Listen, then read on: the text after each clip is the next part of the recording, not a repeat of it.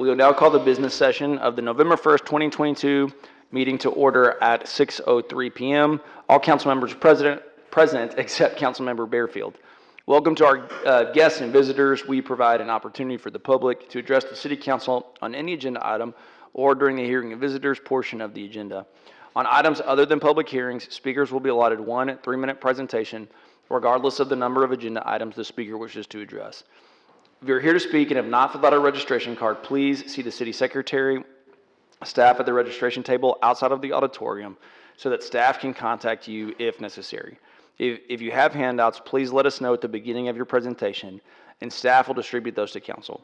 And if you're unable to approach the podium due to physical limitations, a microphone is available to be brought to you. Now please join us for the Pledge of Allegiance. I pledge allegiance to the flag of the United States of America and to the republic for which it stands, one nation, under God, indivisible, with liberty and justice for all.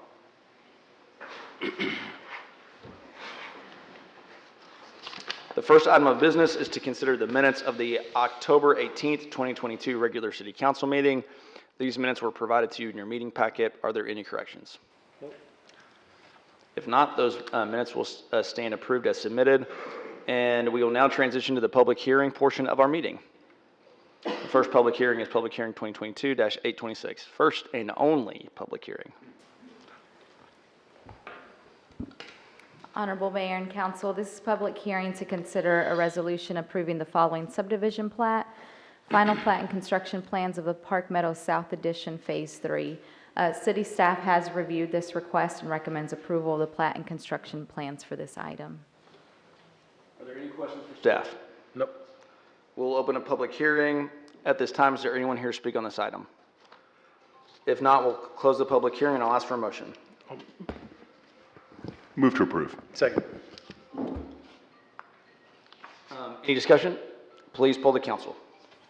Rodriguez? Aye.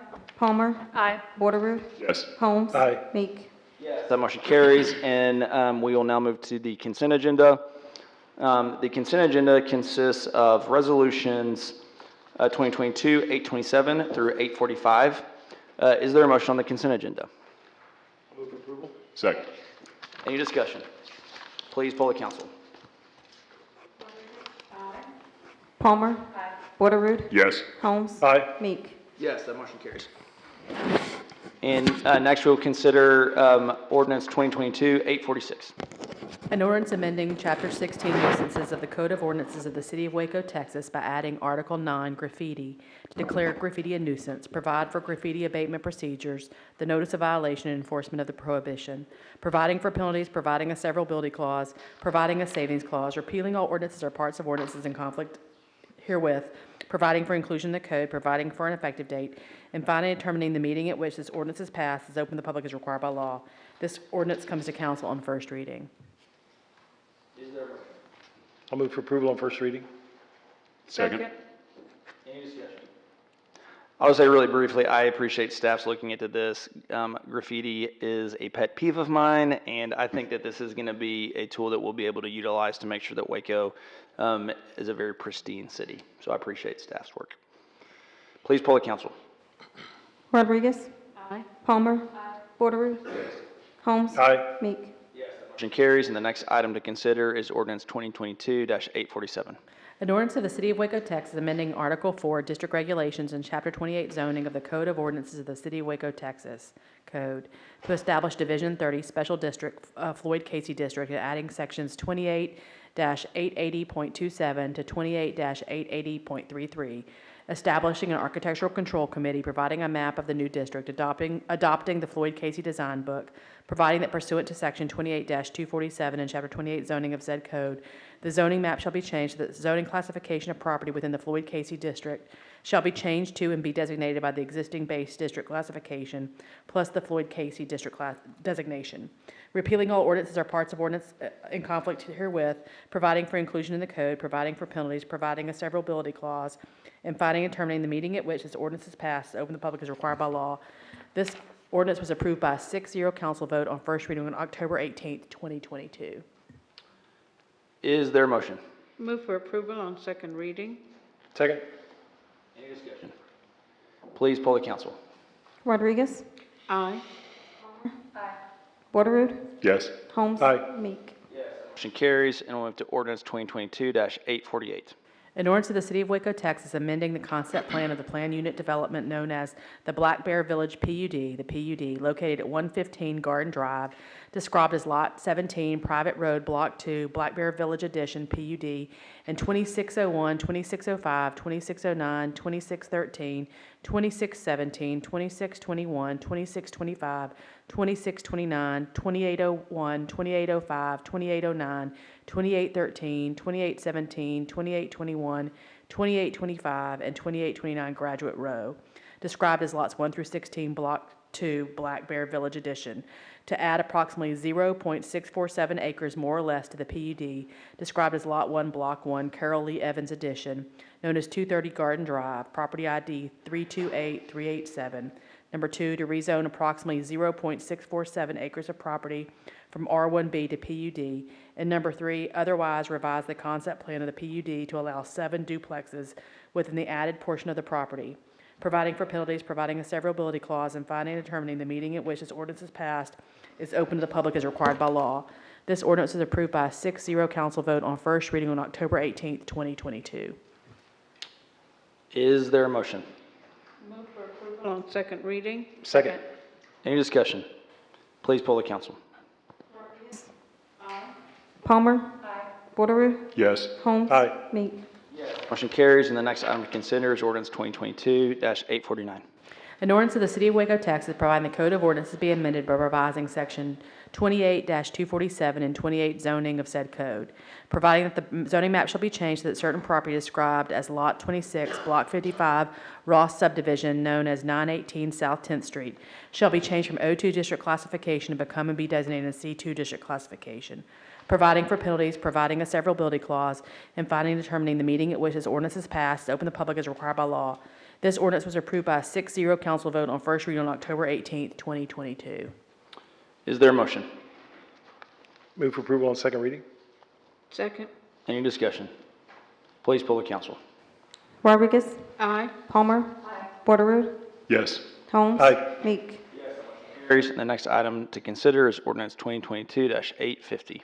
An ordinance of the City of Waco, Texas, providing the comprehensive plan be amended to change the land use designation from urban residential to mixed-use flex on property described as number 1, 16.696 acres situated in the TJ Chambers Survey, Abstract 7, Waco, McLennan County, Texas, being a portion of Lot 1, Block 1, Baylor Stadium Addition, an addition within the City of Waco, McLennan County, Texas. According to the plat of record in volume 1695, page 133 of the official public records of McLennan County, Texas, being all of Lot 1, Block 1, Dutton Addition, an addition within the City of Waco, McLennan County, Texas, according to the plat of record in volume 1456, page 77 of the official public records of McLennan County, Texas, and being all of the tracts of land commonly known as 3117, 3125, 3129, 3205, 3209, and 3215 Dutton Avenue, 3301 Memorial, 910, 904, 906, and 900 South Valley Mills, 3000 Williams Landing, and 3316, 3312, 3308, 3306, 3300, and 3220 Willowbrook Drive, all conveyed to the City of Waco, Texas, a municipality, in Clerk's File number 2017-01-05-01 of the official public records, McLennan County, Texas. And number 2, 2.930 acres situated in the TJ Chambers Survey, Abstract 7, Waco, McLennan County, Texas, being a portion of Lot 1, Block 1, Baylor Stadium Addition, an addition within the City of Waco, McLennan County, Texas.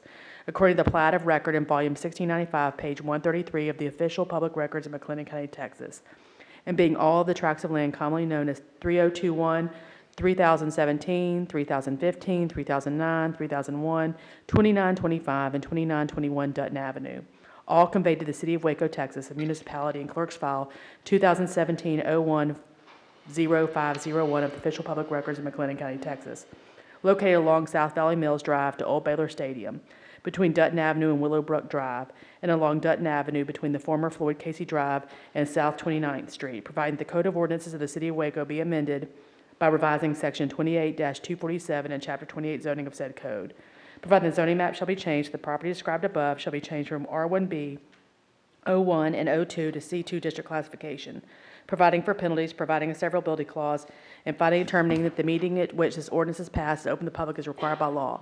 This ordinance was approved by a 6-0 council vote on first reading on October 18th, 2022. Is there a motion? Move for approval on second reading. Second. Any discussion? Please poll the council. Rodriguez? Palmer? Borderoot? Yes. Holmes? Aye. Meek? Carries. And we're going to shift up the order a little bit, and I'm going to skip down to number 10, the hearing of visitors. So if you're here to make comments or statements regarding the departure of our Mayor Pro Tem, we will circle back to that in a minute. During the hearing of visitors section of the agenda, we provide an opportunity for the public to present concerns or address issues that are not matters of consideration listed on the agenda. Council is unable to conduct discussion, but will listen, ask staff to look into concerns, and provide follow-up. Please provide registration information so that staff can contact you if necessary. If you have handouts, please let us know at the beginning of your presentation, and staff will distribute those to council. And if you're unable to approach the podium due to physical limitations, a microphone is available to be brought to you. And I have 3 cards, and the first of those is Mr. Gordon Barrett, followed by Elise McMullen.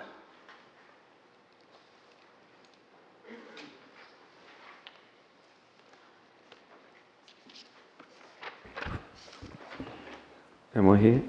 Yep. Thank you for your time. As you'll pick up from my accent, I'm not from the US, but I'm quite passionate about it, and I've promoted a couple of posters that I would like the council to consider allowing to be presented in public notices, public libraries, police stations, etc., etc. The posters promote, I have copyright on them, and I've paid for the licenses of them.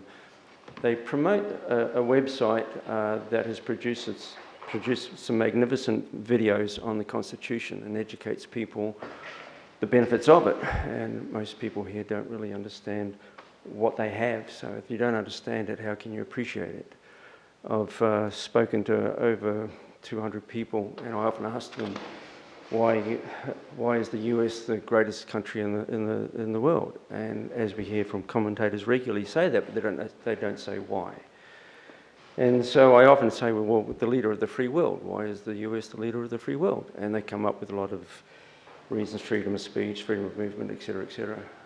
But I believe that the golden point, and that is that you're free from royalty, aristocracy, dictatorship, and tyranny. Now, I know people dispute that, but they don't bring it to mind. And why that's important, Norman Vincent Peale said, Americans used to roar like lions for liberty, but now they bleed like sheep for security. And we all know that there's unrest going on at the moment, and I believe that the Constitution is the answer to it, but also a peaceful answer to it, and these posters to promote that very point. It's a great educational source that everyone should know the Constitution, or at least have some good idea about it, because that really is what makes the US special. For example, it's been about 233 years since you've lived under the Constitution. In that time, you've brought up you've produced the biggest economy and the envy of the world. Well, the other countries in Europe and everywhere else had a hell of a head start, going thousands of years. So what made the US so unique is that it welcomed free enterprise and entrepreneurship, and that's what generated the economy. So the first video talks about that and details it beautifully, so anyone could understand it. So all I'm asking is that you could promote these posters or allow them to be posted in public places. And I guess that's all I've really got to say. Thank you, sir. Okay, thanks for your time. Next, we have Elise McMullen, followed by Justin Martin.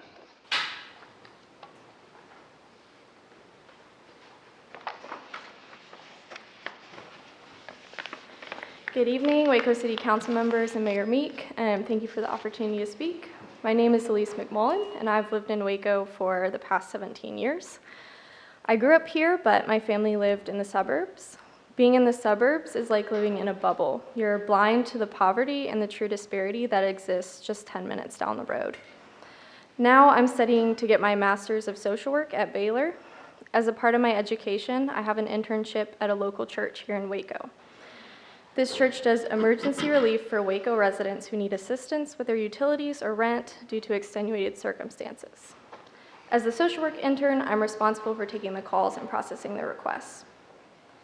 The need in Waco is so great right now.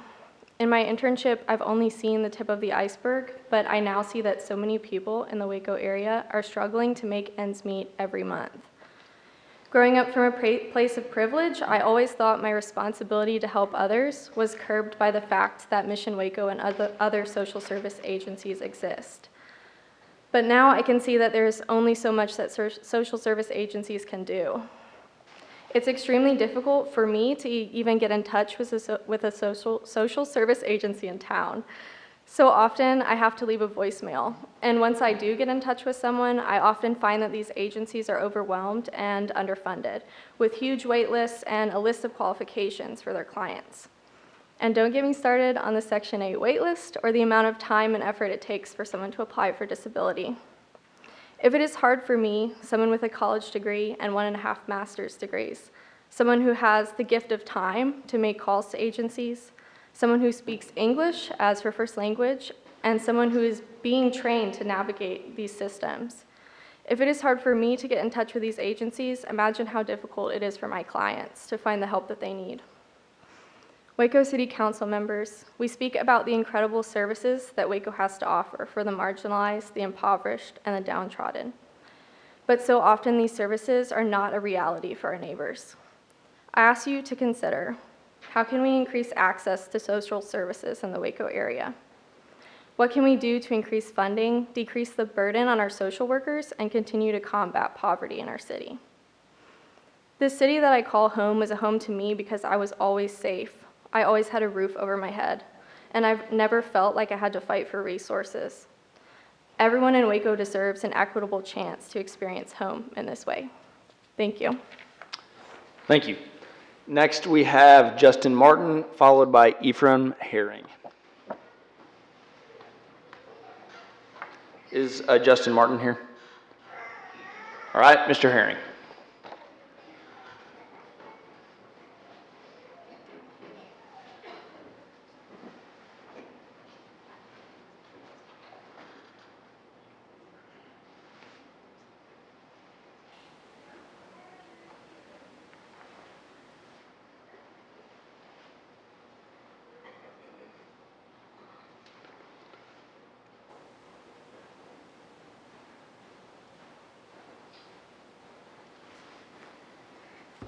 Good morning, good evening, Council. My name is Ephraim Herring. I'm coming to you today about my famous subject, 1046 Chestnut.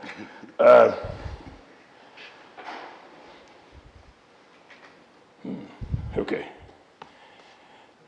I went through chapter 28 of your zoning code,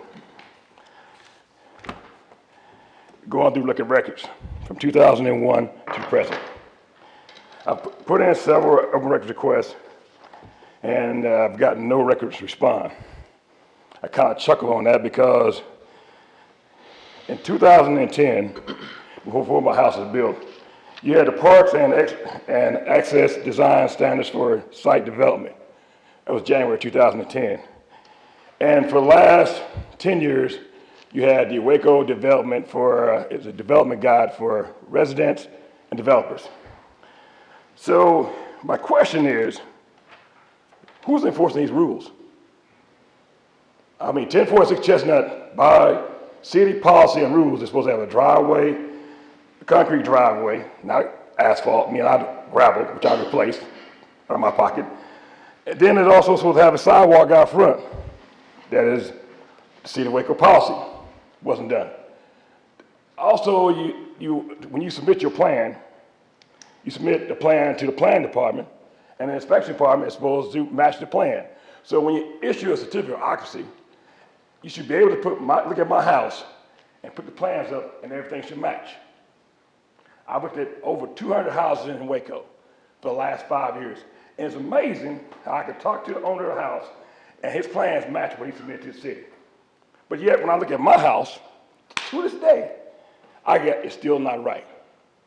I've talked to city manager, I've talked to inspection, I've talked to planning, and then I laugh every time because I talk to inspection because I get to run around. I've been running around for the last 5 years and it's fun because I go back to them and point out, hey guys, this is your plan. This is what the city ordinance passed. Why are we not following city ordinance? So now I understand that I got told, and you told me, Mayor, that you're in charge of these personnel. So I'm coming to you and asking you, when are we gonna fix my house right? When are they gonna get rid of that? When are they gonna put my driveway where it's supposed to be at? When are they gonna put my sidewalks where it's supposed to be at? When are they gonna take that 20 by 20 pad which from the side of my house, which you already made the foundation already destroyed the warranty because the warranty company says, hey, we didn't have a 20 by 20 pad in the plans. So I pull the plans up there, it's not in the plans. So my question is, who's enforcing these rules? But then I was sitting out there, y'all installed a drive approach. It was kind of funny because I had one of you city inspectors drive by and go, that's not right. It's one of the inspectors. Y'all have a blessed day. Hearing. The next item, again, a bit of out of order, is going to be our selection of our mayor pro tem. And that is resolutions 2022-851. Is there a motion on the selection of a new mayor pro tem? I will move that we appoint the pride of District 3, Josh Borderood, to be our next mayor pro tem. I will second that.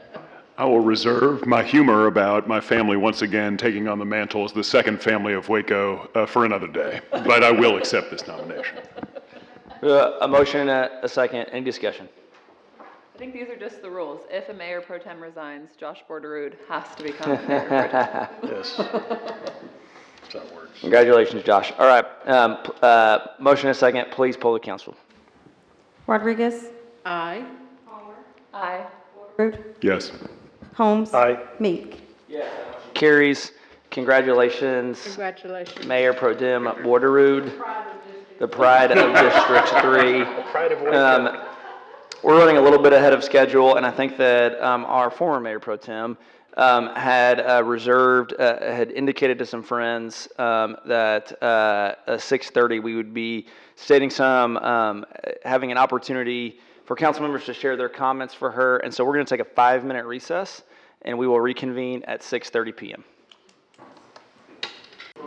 Meeting now, and the last item on our agenda tonight is comments, statements, and presentations regarding the resignation of council member for District 4, our Mayor Pro Tem, or our recently former Mayor Pro Tem, Kelly Palmer. So I'm going to open it up for council at this point to say a few words for Kelly. Great, I'll start. Holmes here. Holmes here, as always, I've got to start it. How does that not All right, well, surprise me? Councilmember Palmer, I appreciate everything you've brought to council these last couple of years, and I don't think anybody can match your passion and commitment and diligence that you put into this job. And the one thing I admired most is how your standard of preparation. And you're always ready. You know the issues well, and you articulate your position so well. And it's something I highly admire. And I don't know, for those of you who don't know, that Kelly and I, we were on the same team as far as previewing the agenda every other week. So Kelly and I got to kind of go through the book together. And each of us had, we had the old school printed out, highlighted, tabbed book. And she didn't always highlight the same things I highlighted, I'll say that.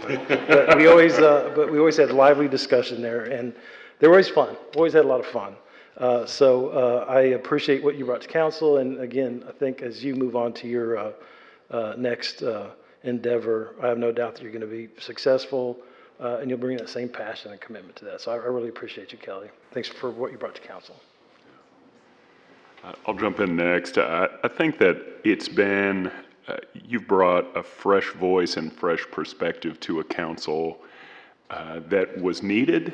And I think at times you have really been able to move the needle, not only in discussions, but also in policy, whether it be budget dollars allocated to housing, or in making life better, not only for Waco residents, but Waco City staff. I think I was really proud to join with you in your advocacy for paid parental leave and also $15 an hour for our city staff as kind of the minimum threshold. And I think those are some pretty big wins and pretty big quality of life measures for our people, but also for the city at large. I think you've been a great advocate for our neighborhoods and a great advocate in equity and in so many areas where while there have been voices, I think you brought that voice to the council in a very strong, forceful, and persuasive way. But I think on a personal note, in the last maybe 15 years, Alice probably could speak to this. It's rare to have two new, the keeper of the institutional knowledge.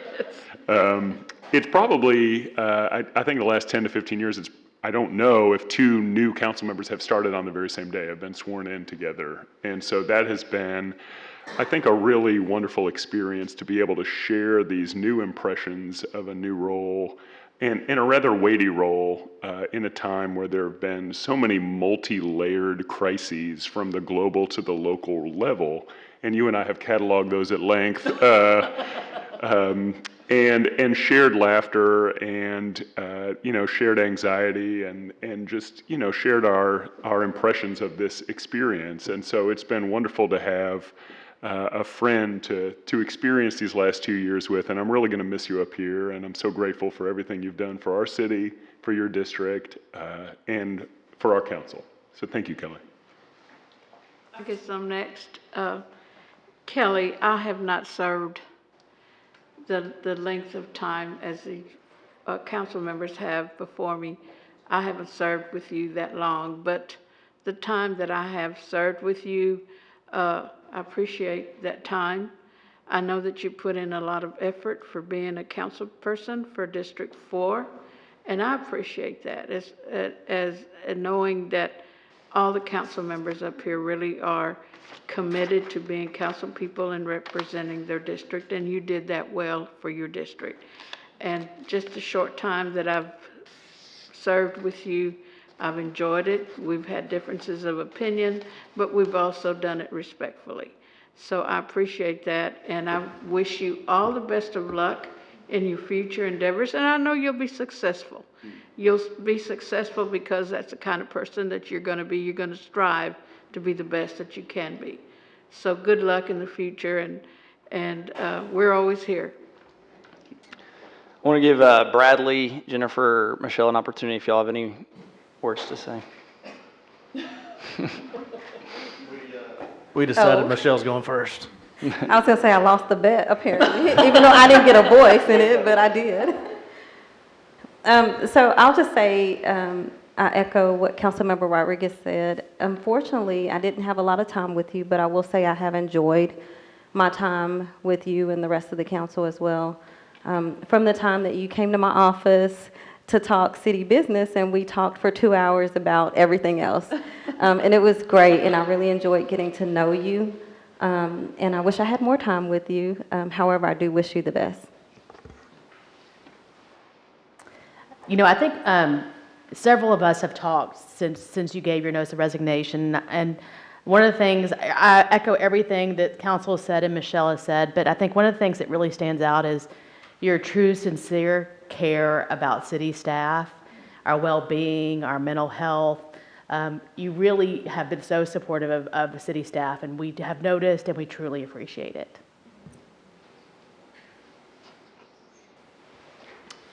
Yeah, Kelly, Jennifer, I have talked about that several times because it's global in the sense of you care for the staff as all 1,700 people that show up to do the work.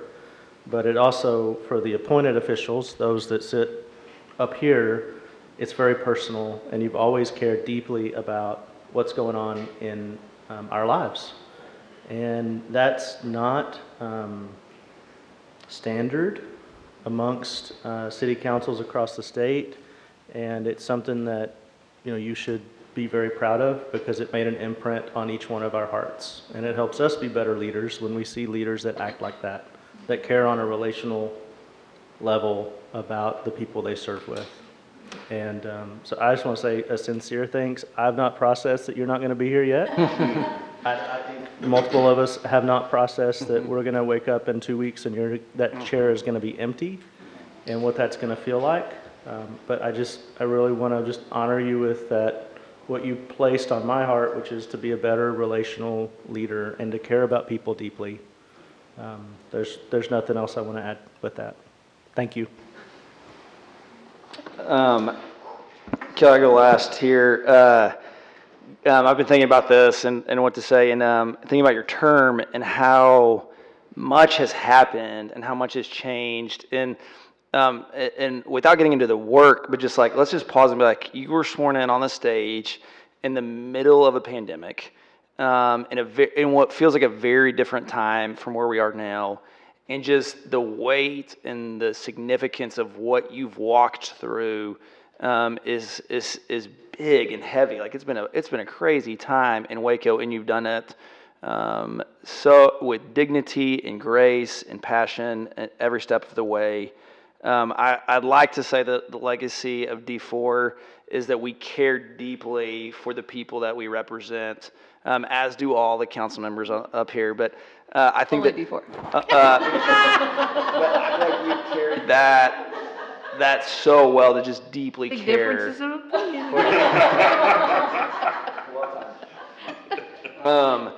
I agree on the staff advocacy. That was one of the things I'd been thinking of and had already planned to say before Jennifer beat me to it. Just you deeply care for our city staff members, every single staff member, from the employees at the bottom of the org chart all the way to the top. And that's been evidenced through your advocacy for them. And the root of that is that you care for people so much. And that is that there's a deep care for people. And that showed itself up when you were visiting with Michelle for 2 hours talking about life. It's because you cared about Michelle.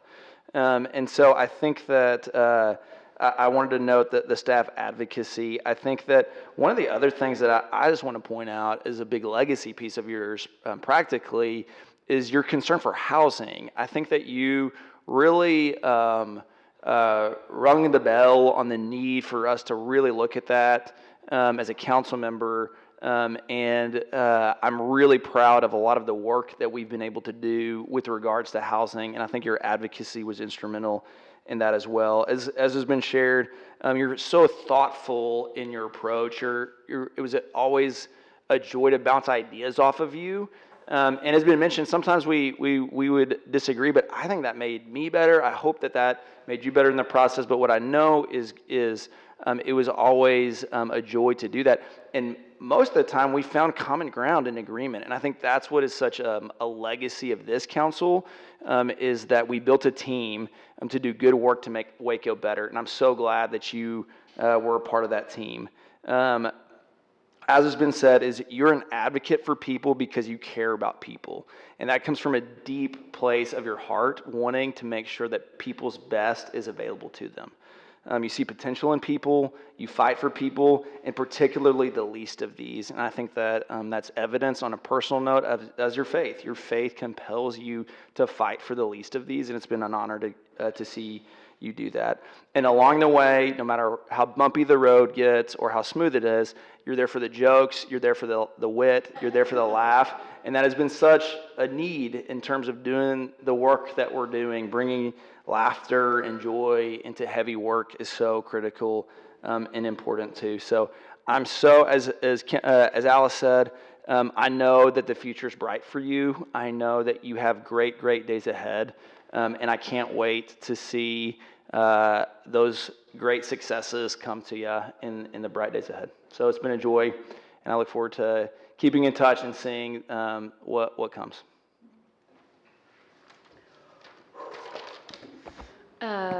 Thank you. As soon as I walked into the chambers today, I had tears in my eyes.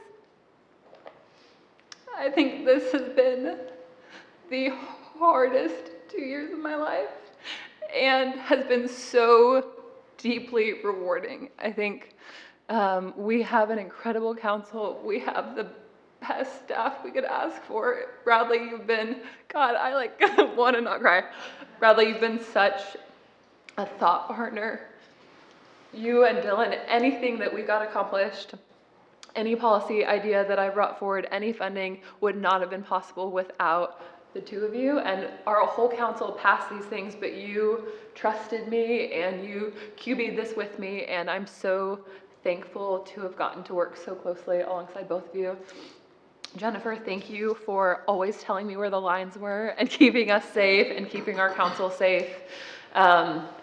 It's such a joy to work alongside such a powerful woman that leads with so much integrity and wisdom and grace. Michelle, you are exactly who we needed in this season. You've brought so much joy and trust to the city secretary's office. It was such a joy to work with you. It was such a joy to work with Esmeralda, who's not here anymore, but to have city secretaries and a city secretary office that is so warm and engaging and professional with every single constituent that comes in, whether they are our mayor or a neighbor, is such a gift for us as council members. Holmes, I tell so many people about our friendship because I think we're such an unlikely duo. But I love every ounce of you. I was telling Josh and Dylan earlier today, everyone that Holmes introduced me to last year, he was like, "This is KP, she's Rookie of the Year." And God, I've never experienced more misogyny in my life in the last 2 years.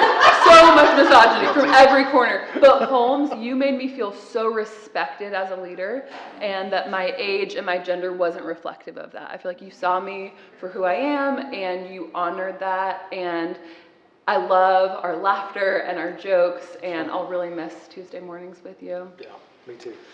Borderood, our text messages and slightly inappropriate memes and laughter and chronicling all of the insane things that we experienced, from seeing the vaccine rollout to the winter storm when we were all brought from Castle Heights in like the Range Rover from PD, to significant resignations and rehires. You've just been a really good friend and brother, and I've loved getting to do this so closely alongside you. Alice, to be a part of this council alongside you and Andrea, where we brought gender parity back to council for the first time in so long, is something that I feel incredibly grateful for. I think something that I really appreciate about both you and Andrea is that you're so unapologetically yourself, and you are powerful women, and you bring the full force of who you are and are fiercely committed to your constituents and to your neighbors, and I respect that and admire that about you. Dilly. Didn't feel like that one. I first met Dylan in a life group circa 2014, and he was this cute bachelor that every girl in Waco had a crush on, and it's been so fun to watch you and Lindsay build this life together and raise the two most incredible kids. They're so fun and they're so sweet, and from door knocking with you in Brookview in 2015 to getting to serve alongside you as D4 council members and you as my mayor has been such a gift, and I really feel championed by you, and you've refined me and made me a better leader, and you've been a really good friend through all of this, so thank you for that. To my sweet friends that are here. Oh, I was doing so good.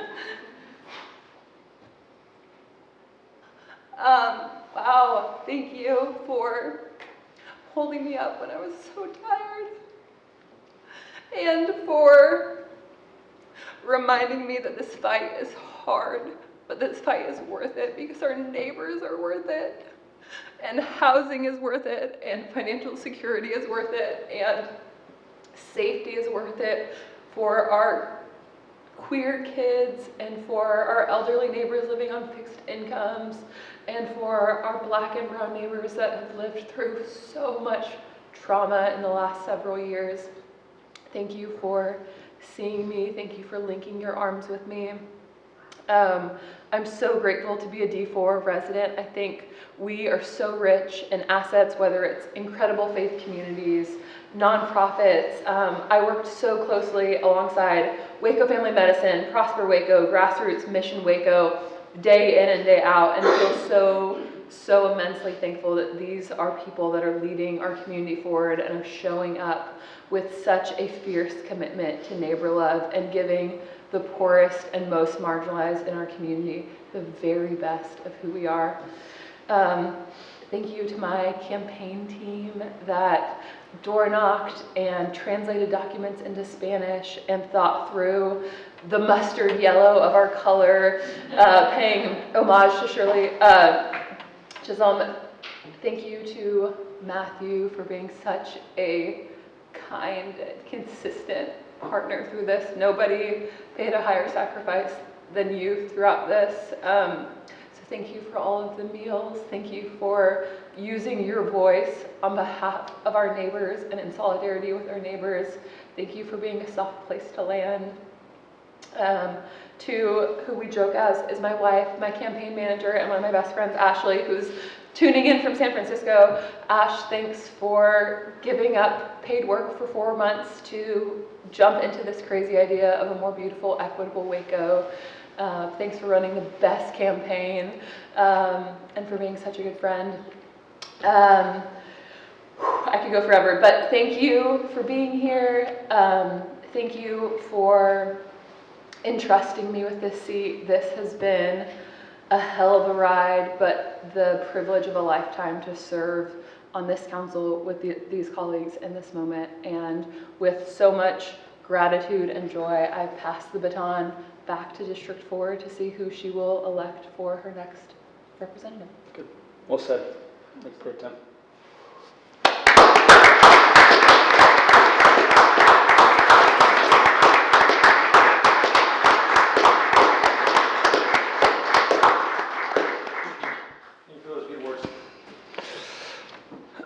This feels too normal to say this after moving comments like that, but are there any council member reports on committees, boards, commission, liaison visits?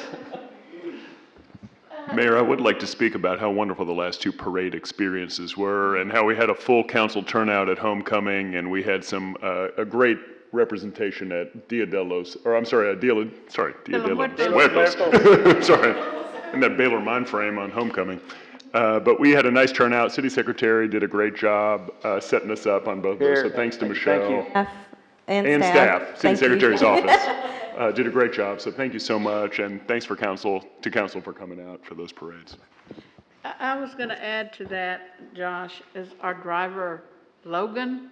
I just got that name, Logan. Yeah. He took good care of us, and he drove us around, even though we were not on the parade route where we shouldn't have been, but we had fun. We had fun. And the three of us sitting in the back of that trailer, thank you, Logan. But I just wanted you all to know he's a good driver, and he took good care of us. All right, there being no further business, this meeting will adjourn at 6:53 p.m. Thanks, everyone.